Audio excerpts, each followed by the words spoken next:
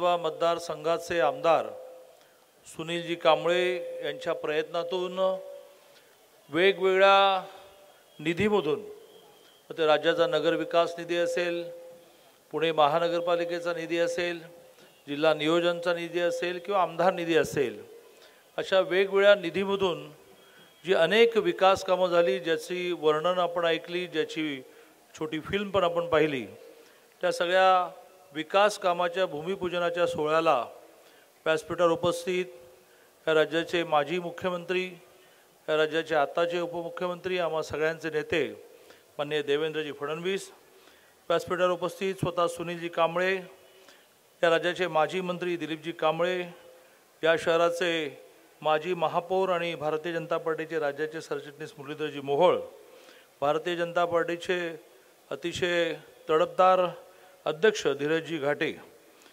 शहराचे सरचिटणीस आणि या मतदारसंघाचं एक उभरतं नेतृत्व महेशजी पुंडे, व्यासपीठावर उपस्थित आमदार माधुरीताई मिसाळ, आमदार सिद्धार्थजी शिरोळे, आमदार भीमरावजी तापकीर, सर्वच मान्यवर, आपण सगळेच जण देवेंजींचं मार्गदर्शन आणि विकासाच्या भावी काळातल्या काही योजनांसंबंधी ऐकायला उत्सुक आहोत. तर व्यासपीठावरील सर्व मान्यवर आणि खूप मोठ्या संख्येने उपस्थित बंधू आणि भगिनींनो, मी प्रामुख्याने सुनील कांबळेंचं खूप मनापासून अभिनंदन करायला ह्या ठिकाणी उभा आहे.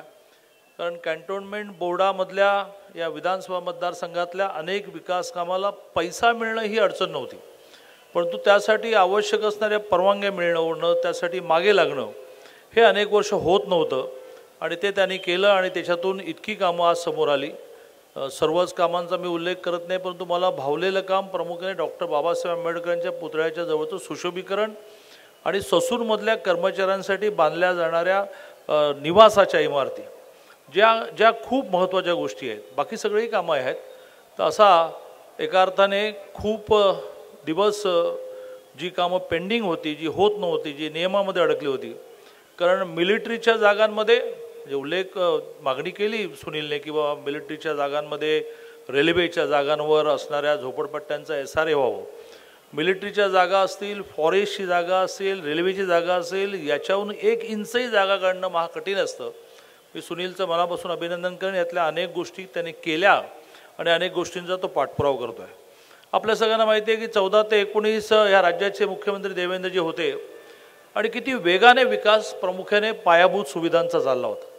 मग तो मेट्रोचा विषय असेल, समृद्धी मार्गाचा विषय असेल, कधी कधी दृष्ट लागते, ती माणसालाही लागते, कधी कधी राज्यालाही लागते, एखाद्या समाजाला लागते, एखाद्या संस्थेला लागते.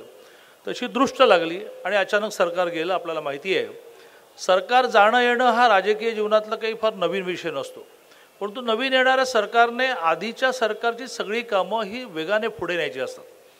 कोविड हे कारण मिळालं, काम तर करायचं नव्हतं. कोविडच्या कारणामुळे सगळे विषय, मग ते पुण्यातले असतील, राज्यातले असतील, सगळे विषय ठप झाले आणि सगळाच विकास एका अर्थाने मागे गेला.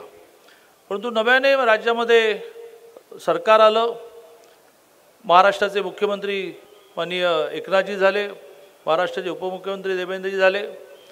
परंतु उपमुख्यमंत्री जरी देवेंद्रजी झाले तरी 14 ते 19 त्यांची जी व्हिजन होती, जी व्हिजन लक्षात घेऊन त्यावेळेच्या सगळ्या कामांना ह्या दोघांनी, आता अजितदादा त्याच्यात जॉईन झाले, त्यांनी प्रचंड गती दिली. समृद्धी मार्गासारखा महाराष्ट्रातला झालेला सुपर एक्सप्रेस हायवे असेल, हे अक्षरशः नागपूरच्या अधिवेशनामधून आमचे हरिभाऊ वगैरे म्हणाले की मी 4.5 तासामध्ये संभाजीनगरला घरी पोहोचतो. हे मोठं मिरॅकल आहे, जे मिरॅकल खरं म्हणजे मधल्या काळातलं 33 महिन्याचं गव्हर्नमेंटही करू शकलं असतं. मग तो समृद्धी मार्गाचा विषय असेल, आता जा अटल सेतू जो पूर्ण झाला, अक्षरशः देवेंजी मी बंगल्यावरून मुंबईतून निघालो की 2.25 तासामध्ये पुण्याच्या घरी पोहोचतो. 2.25 तासामध्ये, म्हणजे मुंबईत पार्ल्याला जायला सुद्धा आम्हाला 2 तास लागतात अशी स्थिती आहे.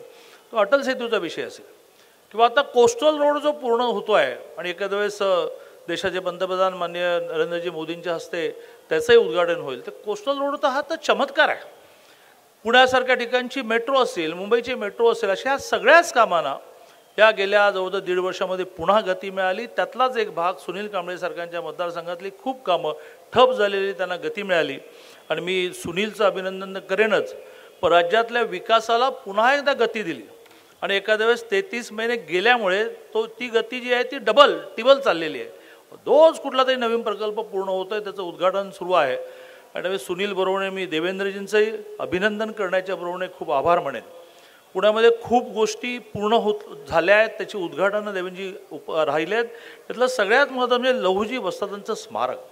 हा आम्हा सगळ्यांच्या श्रद्धेचा विषय आहे. त्या स्मारकाचं डिझाईन झालं आहे, टेंडर झालं आहे, वर्क ऑर्डर झाले. आपल्याला ह्या महिन्यात त्याचं उद्घाटन करावं लागेल. पुण्यामधला रामवाडी मेट्रोचं स्टेशन असेल की ज्यामुळे एअरपोर्टला आम्ही मेट्रोने जाणार आहोत.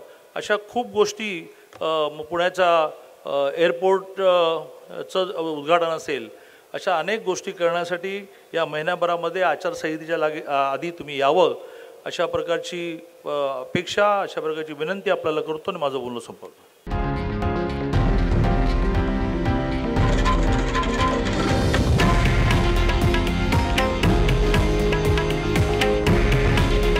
हे आहे देशातील नंबर 1 न्यूज नेटवर्क आणि आपण पाहत आहात TV9 मराठी.